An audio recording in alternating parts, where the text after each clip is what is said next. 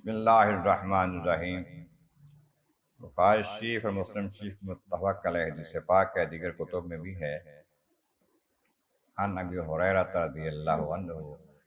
نبی ابی ہریرہ رضی اللہ تعالی عنہ سے روایت قال، فرماتے ہیں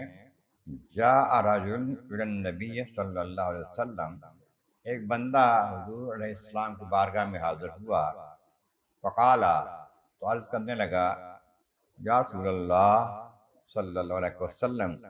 ایو صدقۃ اعظم اجرا، وہ کون سا صدقہ ہے جس کا اجر زیادہ ہے، اجر عظیم ہے، بڑا اجر ہے، کون سا صدقہ ہے؟ قال، فرمایا، ان تصدق وانت صحیح شحیح، وہ ایسا ہے کہ جب تم صحت مند ہو، ٹھیک ٹھاک، اس وقت سجدہ کرو، صدقہ کرو اس وقت جب صحت مند ہو، ٹھیک ٹھاک ہو۔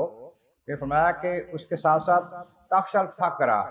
تمہیں یہ بھی ڈر ہوگا کہ میں دے دوں گا لوگوں کو، میں غریب ہو جاؤں گا، میرا مال کم ہو جائے گا، یہ بھی فکر ہو۔ تامل الغنا،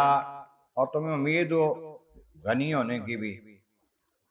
زندگی کے حالات میں تندرست ہو، ٹھیک ٹھاک ہو، مال کی ضرورت ہے، خود بھی ضرورت ہے، اس وقت صدقہ کرنا زیادہ افضل ہے۔ میں بولا تم ہل حتی اذا بلغت الحلقوم، ایسا نہ ہو کہ تم صدقے کو روکے رکھو، دینا چاہتے ہو نہ دو، یہاں تک کہ تمہاری جان نکلنے والی آ جائے، حلق تک جان آ جائے، نکلنے لگے، پھر قلت لفلان قضا وفلان قضا، فلانے کو اتنا دے دینا، فلاں کو اتنا دے دینا، اس وقت کو جب جان نکلنے والی ہو، میں فقد کان لفلان، وہ تو اس کا ہو چکا ہے دوسروں کا، جب تمہاری جان نکلنے لگی ہے، اب تمہیں یہ کہنے کا کیا فائدہ ہے؟ جس کو دینا، جس کا بن گیا ہے اس کا بن گیا ہے، جو وارث بن گئے ہیں ان کے۔ اس واسطے جب تندرستی کی حالت میں صدقہ دو، جب تمہیں ضرورت ہے اس وقت صدقہ دو، زیادہ افضل و بہتر ہے۔ اللہ تبارک و تعالی ہمیں عمل کی توفیق عطا فرمائے۔